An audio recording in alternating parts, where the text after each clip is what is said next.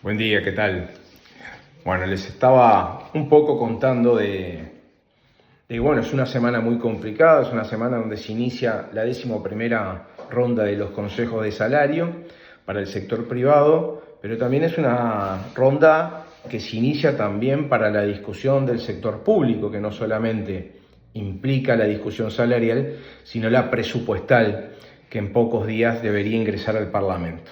Esta presentación que tienen disponible en las carpetas se compone de dos partes. En primer lugar, el estado de situación del convenio colectivo que finalizó el 30 de junio y en segundo lugar, los lineamientos salariales que fueron presentados por el gobierno. Respecto al convenio colectivo, hay que decir que el resultado fue positivo. La capacidad de compra del salario creció a lo largo de estos 3 años 2,84%, casi a razón de un 1% por año. Curiosamente, en la letra del convenio no estaba previsto el incremento real, ¿no? Las características del gobierno anterior un poco tenían esa impronta. Entonces, ¿cómo fue posible? Podría ser la pregunta. Y bueno, fue posible en primer lugar porque logramos en el marco de la negociación un diseño en la redacción que permitiera que desaciertos del gobierno se pudieran traducir a incremento real. Esos desaciertos tienen que ver con las proyecciones inflacionarias que el gobierno creía y que finalmente no se cumplieron y que nosotros supimos traducir en términos de un correctivo que fuera exclusivamente favorable para nosotros. Un correctivo inflacionario determina que si hay diferencias entre la inflación proyectada y los ajustes otorgados, se debe corregir. Esto puede ser en más o en menos. En más, por si la inflación efectivamente registrada fue superior, o en menos si la inflación efectivamente registrada fue menor. En el primer caso se quedaron cortos y en el segundo caso me dieron de más. Bueno, en este convenio colectivo lo que sucedió es que me dieron de más. Y lo que correspondería, que es lo que hace el 80% de los grupos, es tiene que devolver lo que te dieron de más. Bueno, nosotros logramos en esa redacción que todo lo que nos dieron de más lo quedáramos en nuestro bolsillo. Y eso determinó que la capacidad de compra aumentara. Fue posible porque los asesores que cuenta la FU son buenos, porque los negociadores son extraordinarios, tenemos un gran equipo de negociadores y de asesores. Quizás sí, o quizá no, porque eso no es en el fondo lo relevante. Lo relevante es que nosotros podemos traducir todo lo que nos proponemos, o en buena medida algunas cosas de lo que nos proponemos, por el grado de correlación de fuerza, por la musculatura sindical que tenemos para hacerlo. Es decir, en la medida que tengamos cada vez más miles y miles de trabajadores organizados defendiendo una misma plataforma, esa acción en unidad es la que nos permite traducir nuestra plataforma en hechos concretos, en un convenio colectivo que los refleje.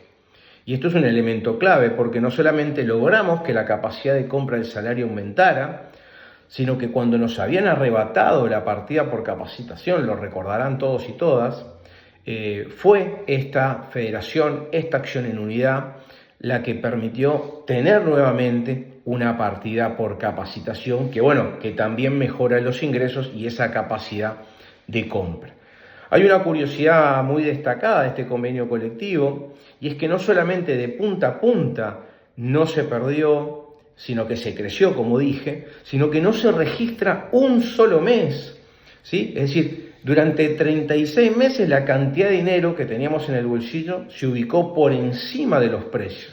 Es decir, no tenemos un mes en esos 36 meses donde la capacidad de compra se haya perdido. Algo que no suele suceder, que posiblemente, no sé si habrá algún grupo de actividad que lo haya logrado, pero esta federación lo logró. Insisto, gracias a la acción en unidad. Por eso ya voy dando la clave de la importancia del paro del 7 de agosto, porque somos uno de los primeros grupos en negociar, porque están mirándonos a nosotros para aprender qué es lo que hay que hacer muchas veces, y porque otros esquemas de movilización y de paros que se están llevando adelante son más adelante. Y nosotros estamos apresurados en mostrar, y además en claramente demostrar la federación, su capacidad, su poderío a la hora de movilizarse. Bueno, lo segundo es los lineamientos salariales, es decir, cómo vamos a empezar a negociar esta 11ª ronda de los consejos de salario. Fueron presentados hace relativamente poco tiempo, hubieron algunos ruidos, por lo tanto fue necesaria otra instancia. Hoy finalmente podemos decir que tenemos lineamientos salariales. ¿Qué dicen estos lineamientos salariales? Bueno, estos lineamientos salariales proponen ajustes nominales por franjas de ingreso. Ese es el gran anuncio. ¿Qué significa eso? Significa que dependiendo de mi nivel de ingreso voy a estar en una franja. Y en función a la franja que estoy, me va a tocar un determinado ajuste nominal. Las 3 franjas que se proponen es una primera franja hasta 40.000 pesos nominales. Es decir, que todos los que ganen menos que 40.000 pesos nominales se ubican en la primera franja.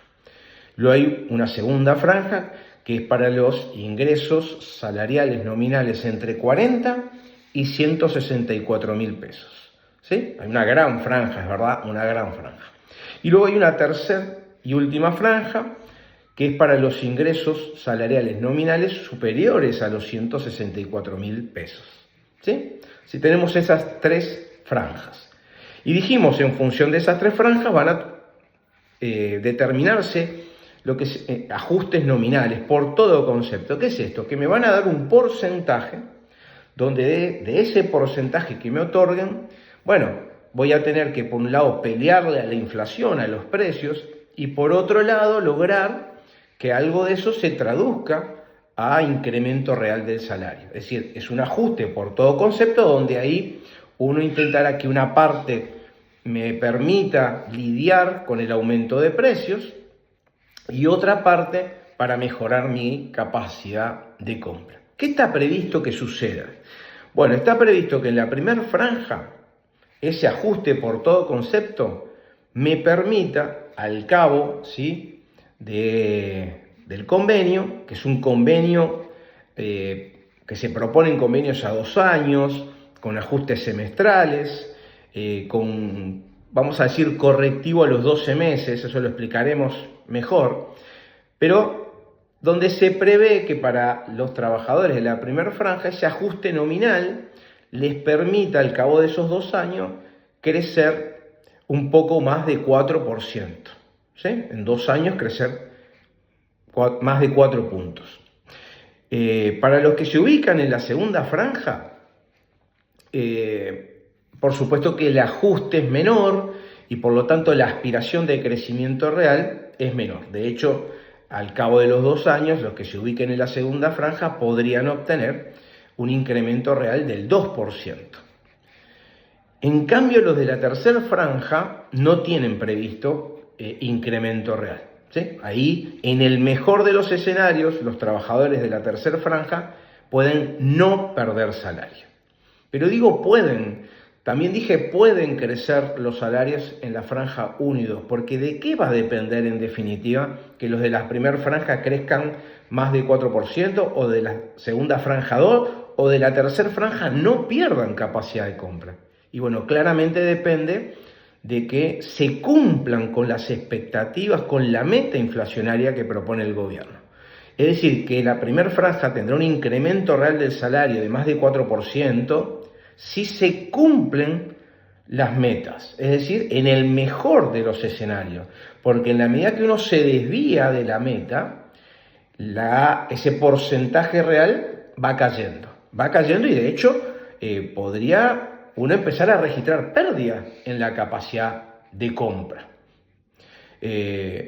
Claro, lo que está previsto para la franja 1 y la franja 2 es que no se pueda al cabo del convenio perder capacidad de compra, por lo tanto existen correctivos inflacionarios. En el primer año hay un correctivo que se hace por un tipo de inflación que se llama inflación subyacente, que deja fuera frutas y verduras y combustibles. Hoy esa subyacente se ubica por encima de la inflación general, pero a veces sucede lo contrario. Por lo tanto, el primer correctivo, el primer año, podríamos hasta llamarle un adelanto de correctivo. Y recién al cabo de los 2 años, un correctivo completo. Si tenemos que aplicar ese correctivo, es porque se registró pérdida en la capacidad de compra y al cabo de los 2 años lo que habría logrado es mantener mi capacidad de compra. Pero se agotaron las posibilidades de crecimiento real del salario en la primera como en la segunda franja, donde uno aspiraría a que la inflación se desacelere para que esto se traduzca en incremento real. Pero al menos para la primera y la segunda franja, en el peor de los escenarios, podríamos decir, no habría pérdida de la capacidad de compra. Pero los de la tercera franja, que implica realmente una desindexación total, no están previstos correctivos. Por lo tanto, si la inflación se desvía mucho de lo que el gobierno prevé, esos trabajadores perderían salario y no tienen contemplado ningún correctivo. Incluso, por el contrario, en el mejor escenario, estos trabajadores tampoco verían una mejora en términos reales, porque en el mejor de los escenarios empatan. ¿Sí? Por lo tanto, sobran para nosotros motivos para rechazar estas pautas, ¿no? Primero, porque no se asegura el crecimiento real. El crecimiento real para la franja 1 y la franja 2, o la franja 2, que es donde está el grueso de los trabajadores de la salud, no está garantizado. Depende del cumplimiento de una meta inflacionaria donde nosotros, los trabajadores, no tenemos ninguna injerencia y de hecho tampoco tiene un control total el gobierno sobre esa meta. ¿Sí? Por lo tanto, crecer en una economía que crece está condicionado a una meta que no manejamos. Por lo tanto, no está garantizado, no está asegurado. Y nosotros entendemos históricamente que si la economía crece, los salarios deberían crecer en términos reales. Y esto no está asegurado ni garantizado. Por otro lado, tenemos una tercera franja que seguramente se ubique en algunos trabajadores y trabajadoras cuyo ingreso sea mayor a los 164.000 pesos nominales. Y tampoco está asegurada, ya no el crecimiento, ni siquiera el mantenimiento de la capacidad de compra. Está claro que también hay un elemento de los ajustes diferenciados, ¿no? Van a haber ajustes diferentes en función de franjas, eso puede hacer un poco de ruido, creo que es el menor de los problemas, pero es algo que hay que tener en cuenta, no solamente ese ruido, sino qué definiciones vamos a tener que tomar en torno a qué pasa con los laudos y los sobrelaudos, si aplicaría el mismo ajuste, si nos parece justo o no. Y una cosa que no mencioné, que es muy importante, ¿qué salario vamos a mirar a la hora de saber en qué franja estamos, ¿no? Que seguramente es lo que se preguntan todos ahí. Porque yo digo, el ingreso de 40.000 pesos, el ingreso nominal entre 40 y 164.000, ¿pero qué contempla? ¿Contempla todos los conceptos retributivos? No. El anuncio concreto del gobierno en la segunda instancia es que lo que se va a contemplar justamente es el salario mínimo por categoría retributiva, es decir, el laudo. Por eso importa mucho qué pasa si tenemos sobrelaudos, ¿sí? Pero efectivamente solamente lo que se va a tener en cuenta para saber en qué franja estamos es el salario por categoría, salario mínimo por categoría retributiva. Esto al menos allana la discusión y clarifica. Está claro que esto, por todos los argumentos que manejamos, son para rechazar. Creo que va a depender de ese grado de correlación de fuerza y la musculatura sindical que tengamos para poder torcer, ¿sí?, un poco estos lineamientos, ajustarlo a la realidad de este sector, que es un sector, lo tenemos muy claro todos y todas aquí, de intervención estatal, es un híbrido entre el sector público y el sector privado, por lo tanto es muy importante que podamos lograr en esa negociación adaptar estos lineamientos a nuestros objetivos. Por lo tanto, la importancia, reitero, del paro del 7, reitero la importancia de la acción en unidad, reitero la importancia de un grado de acumulación en clave de unidad. Es decir, todos esos factores influyen y mucho a la hora de poder incidir en los lineamientos, porque nosotros, ¿qué estaríamos proponiendo? Bueno, por supuesto que estaríamos proponiendo el mantenimiento del criterio de ajustes por inflación futura, con correctivo a los 12 meses para que no haya pérdida de capacidad de compra, pero por supuesto que nosotros también entendemos que si la economía crece, deben crecer los salarios, por lo tanto debería haber un componente real que estamos dispuestos a discutir, si es a través del crecimiento de la economía, si puede ser a través de algún indicador o paramétrica como la que utilizamos durante la pandemia para el proceso de recuperación. Es decir, tenemos experiencia acumulada para poder hacer propuestas concretas para el componente real, pero sobre la base que si la economía crece, el salario debe crecer. Y no me quiero olvidar de algo fundamental. El gobierno anterior no solamente nos quitó la partida, que la peleamos y la logramos instaurar, pero sí se aseguró que con la caída del convenio colectivo cae la partida por capacitación. Es decir, que ¿sí? Hoy no tenemos más partida por capacitación, ¿sí?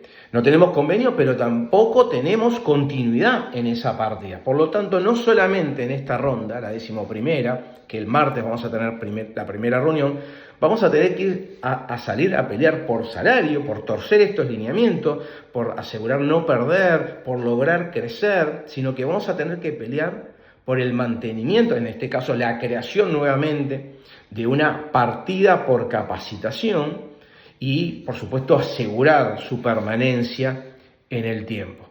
Ni que hablar que las plataformas de la FUS no se componen exclusivamente de una parte salarial, incluso en ese sentido hablar de la partida por capacitación, sino hay una serie de otras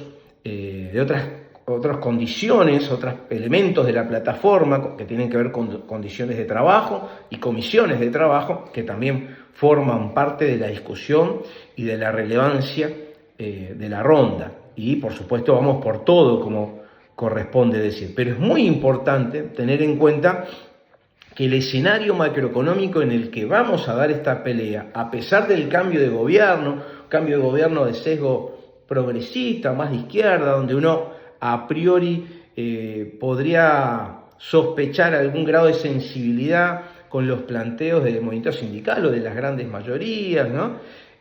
Porque está claro que estos lineamientos significan una mejora respecto a la administración pasada. No solamente porque se habilita una posibilidad, por más que no esté asegurada, pero hay una posibilidad de crecimiento real. Pero al mismo tiempo, y hay que decirlo, un elemento, una orientación que es de la FUS, pero también del PIT-CNT, que tiene que ver con priorizar los niveles salariales más bajos. Y estos lineamientos de alguna manera lo contemplan, ¿no? La posibilidad de que los ingresos salariales más bajos tengan un incremento real superior. Y también es bueno señalar que la primera franja llega hasta los 40.000 pesos nominales, ¿sí? O sea, es un 60% por encima del salario mínimo nacional, es decir, es una franja importante, ¿sí? Tenemos que tener en cuenta que el 30% de los trabajadores, de los asalariados del sector privado se ubican ahí. No es poca cosa un 30%. Por lo tanto, desde ese punto de vista, hay un avance en los lineamientos, ¿sí? Pero nos faltan garantías, nos faltan certezas. Y por eso la importancia de en esta ronda poder potenciar todo eso. Pero decía que no va a ser difícil. No va a ser fácil la negociación. ¿Por qué? Porque ya hay algunos anuncios por parte del Ejecutivo en torno a la herencia que reciben de la administración pasada, con gastos por encima a los estimados, con presiones en torno a las cuentas fiscales que hacen que el déficit fiscal esté tensionando las posibilidades de mayores recursos. Y esta situación, en definitiva, se traduce a exigencias en la política económica de este gobierno que limita o restringe las posibilidades de crecimiento real del salario o fundamentalmente de la masa salarial. Y en ese sentido, nuevamente, tenemos que dar una pelea porque el salario y el empleo vuelven a ser variables relevantes en la discusión que vamos a tener que saber administrar en esta ronda. Termino diciendo lo que empecé. El éxito o el fracaso que tengamos en esta ronda no depende de los asesores, no depende del equipo negociador, o por lo menos no es determinante. Lo que en última instancia es determinante del grado de avance de la organización sindical es su correlación de fuerza, es su musculatura sindical, es ser cada vez más y más trabajadores unidos, ¿sí? Y guiados por una consigna en clave de unidad. Y bueno, esta federación tiene su plataforma, esta federación se caracteriza por su acción en unidad, y bueno, y el martes vamos a demostrarlo en la primera reunión, pero fundamentalmente lo tenemos que saber expresar a todo el mundo, sobre todo de las autoridades de gobierno, el 7 de agosto, cuando se lleve a cabo, ¿sí?, esa concentración, paro y movilización de esta Federación Uruguaya de la Salud. Por último, decir que por supuesto pueden haber preguntas, pueden haber comentarios. En este caso, al ser un video que no está en tiempo real, no puedo contestarlas en este momento porque todavía no las conozco. Pero por supuesto que den por hecho que si las tienen, me las hagan llegar y con todo gusto las responderé, ¿sí? Así que nos vemos el 7 de agosto. Chao.